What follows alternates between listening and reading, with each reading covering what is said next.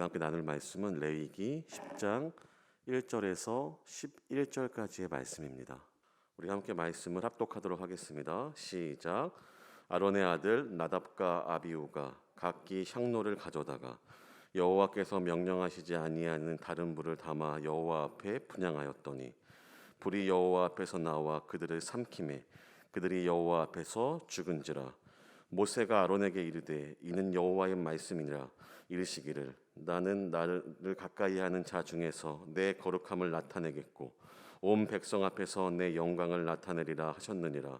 아론이 잠잠하니 모세가 아론의 삼촌 우시엘의 아들 미사엘과 엘사반을 불러 그들에게 이르되 나와 너희 형제들의 성소 앞에서 진영 밖으로 메고 나가라 하며 그들이 나와 모세가 말한 대로 그들의 옷 입은 채 진영 밖으로 메어내니 모세가 아론과 그의 아들 엘라살과 이다멜에게 이르되 너희는 머리를 풀거나 옷을 찢지 말라. 그리하면 너희가 죽음을 면하고 여호와의 진노가 온 회중에게 미침을 면하게 하라. 오직 너희 형제 이스라엘 온 족속은 여호와께서 치신 불로 말미암아 슬퍼할 것이니라. 여호와의 간유가 너희에게 있은즉 너희는 회막문에 나가지 말라. 그리하여 죽음을 면하리라. 그들이 모세의 말대로 하니라. 여호와께서 아론에게 말씀하여 이르시되 너와 내 자손들이 회막에 들어갈 때에는 포도주나 독주를 마시지 말라. 그리하여 너희 죽음을 면하라. 이는 너희 대대로 지킬 영영한 규례라. 그리하여 너희가 거룩하고 속된 것을 분별하고 부정하고 정한 것을 분별하고 또 나 여호와가 모세를 통하여 모든 규례를 이스라엘 자손에게 가르치리라. 아멘. 네, 함께 말씀을 나누도록 하겠습니다. 오늘 묵상한 하나님은 거룩하신 하나님입니다. 레위기의 주제는 거룩인데요. 오늘 하나님은 자신의 거룩함을 나타내시겠다라고 이야기하십니다.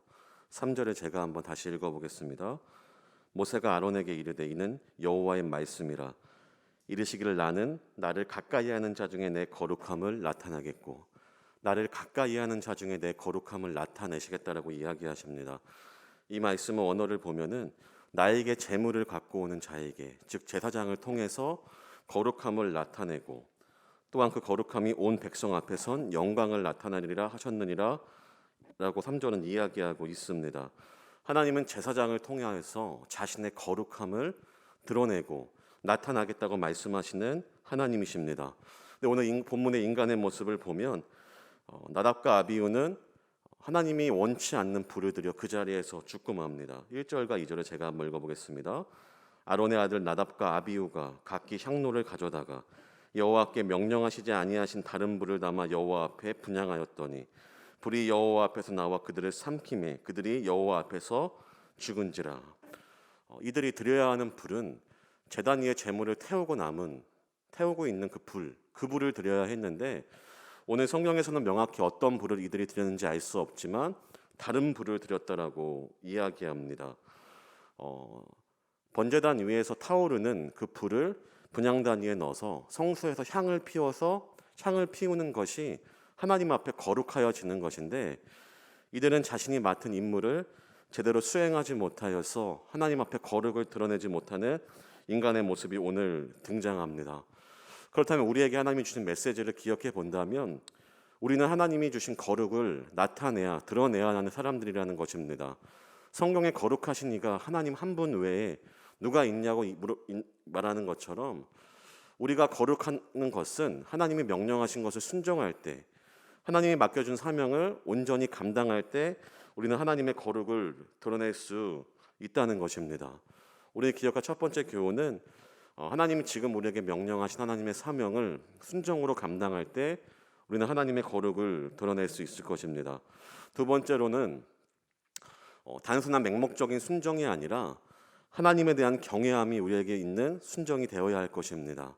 나답과 아비후는 이 거룩한 의식과 제사 앞에 하나님을 경외함이 없었기 때문에 순종하지 못하지 않았겠습니까?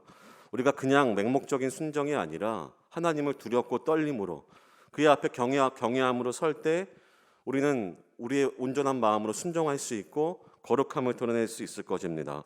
마지막으로 우리에게 주는 교훈은 하나님의 거룩은 결코 타협될 수 없다는 것입니다. 하나님의 거룩이 불의한 곳에 임할 수 있지만 거룩 그 자체는 어떠한 불의한 것과 타협될 수 없습니다. 인간의 불의와 거짓과 죄악이 합쳐질 때 그들이 그 자리에서 죽을 수밖에 없었던 것은 단순히 거룩은 오늘 본문의 하나님은 심판하시는 하나님이라기보다도 그 거룩을 드러내기 위해서 그 자들은 그 자리에 죽는 것이 옳았을지 모릅니다. 오늘 아론과 그의 자녀들에게 이렇게 이야기하고 있지 않습니까? 4절과 5절, 6절을 보면 너희 형제들을 밖에서 불러내야 하는데 그 제사장들이 그 일을 감당하지 못합니다. 아론과 그의 형제들은, 나머지 형제들은 형들의 죽음을 그들이 장례를 치르지 못합니다. 장막 안에서는 결코 시체를 만질 수 없기 때문입니다. 또한 그들에게 슬픔을 금하는 하나님의 명령이 내려집니다. 머리를 풀거나 옷을 찢지 말라. 그리하면 너희가 그 자리에서 죽을 것이라고 이야기합니다. 하나님의 거룩이 드러나는 장소에서 인간의 슬픔과 인간의 감정이 드러내게 된다면 하나님의 거룩을 또한 막는 행위이기 때문입니다. 하나님의 거룩은 우리가 하나님의 거룩을 드러내며 살 때 그것은 그 무엇과도 타협될 수 없으며 우리는 하나님 앞에 온전히 순종할 때, 우리의 맡겨진 사명을 감당할 때 우리는 하나님의 거룩을 드러낼 수 있을 것입니다. 구약의 시대에는 이렇게 그 자리에서 죽을 수밖에 없는 단호하신 하나님이 등장하지만 지금 우리에게는 오히려 예수 그리스도의 단번의 제사로 하나님의 은혜와 자비가 우리에게 있습니다. 어쩌면 그러한 두려움과 경외감에 대한 순종이 그 당시 있었을지 모르겠지만 오히려 지금 하나님의 은혜가 우리에게 임한 지금 오히려 더 그 십자가를 생각한다면 그 하나님을 경외하고 두려워하는 마음이 우리에게 더 온전히 생길 수 있는 우리가 아닐까라는 생각을 또한 하게 됩니다. 우리 모든 성도 여러분 가운데에 우리를 위하여 죽으신 그 십자가 앞에 온전히 반응할 수 있는 하나님의 거룩을 드러낼 수 있는 모든 구리지구촌 성도님 되시기를 주님의 이름으로 소망합니다. 이 시간 함께 기도하실 때에는 하나님 아버지, 우리에게 맡겨주신 주님의 일들이 있습니다.